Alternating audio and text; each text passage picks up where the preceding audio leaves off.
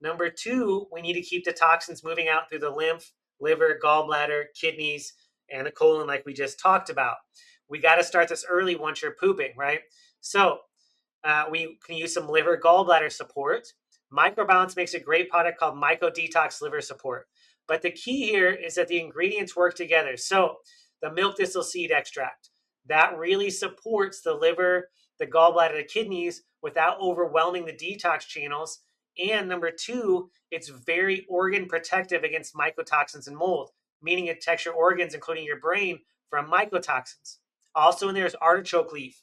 We use this a ton. The team was just in asking me for a little more artichoke leaf extract for some patients. Right, this is very good for getting the gallbladder and bile moving. Right, we need to get that out so the toxins leave the liver through the gallbladder. Right, and so artichoke helps to make bile to leave the gallbladder and helps it flow. Also great for hormone balance.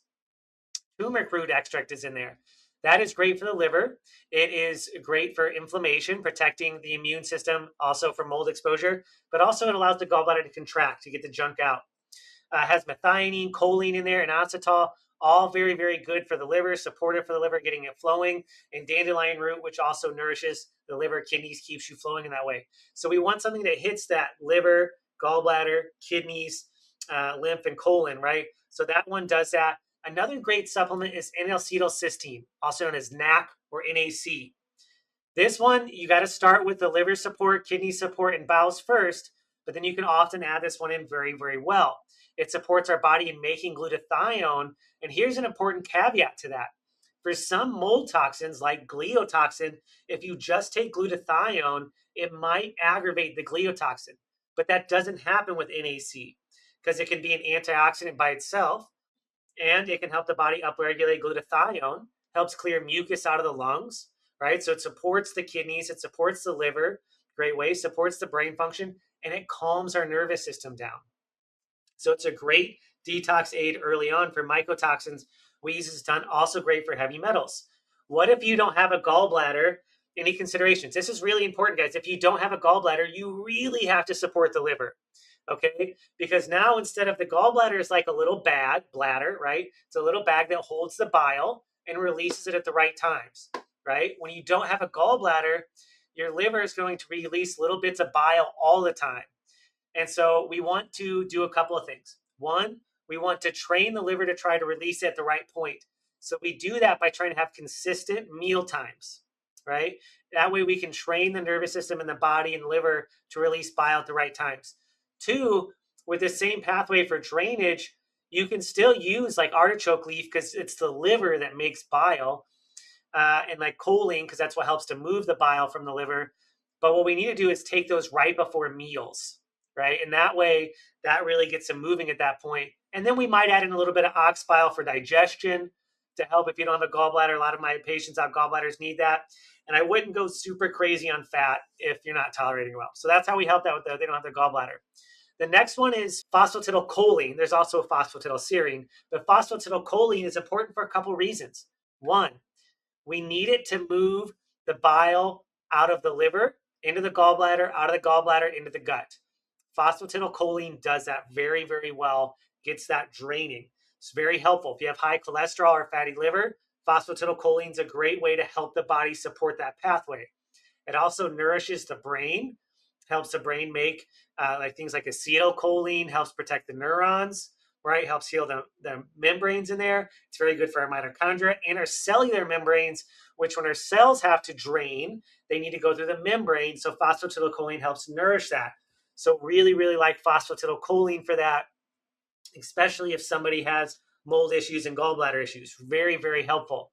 And then kind of along that list, what we've already mentioned, magnesium malate. So the magnesium part can help nourish the bowels, but also the liver, over 300 parts in the body. But when it's connected to a malate, that malic acid helps to thin out and get the bile flowing from the liver and gallbladder, right? So that's very, very good there.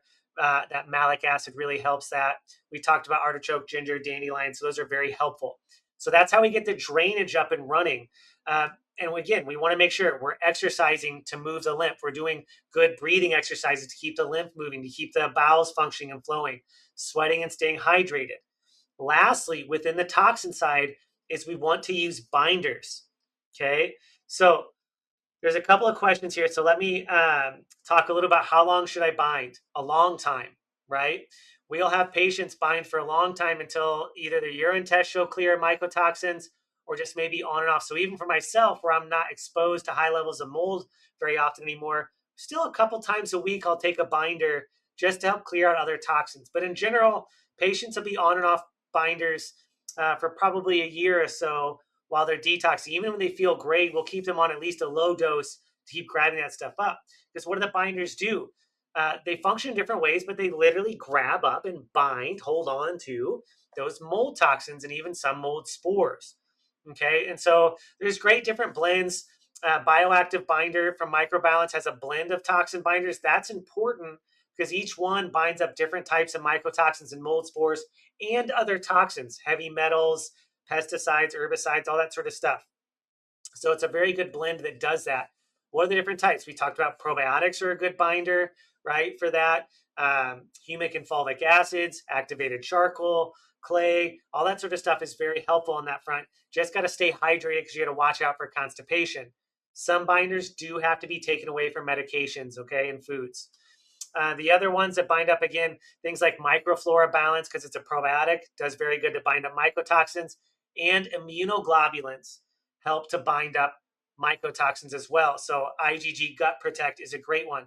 Here's a big thing, though, that I really like about probiotics and immunoglobulins as binders is they help to heal the gut wall, which protects us from reabsorbing mold toxins or toxins in our gut.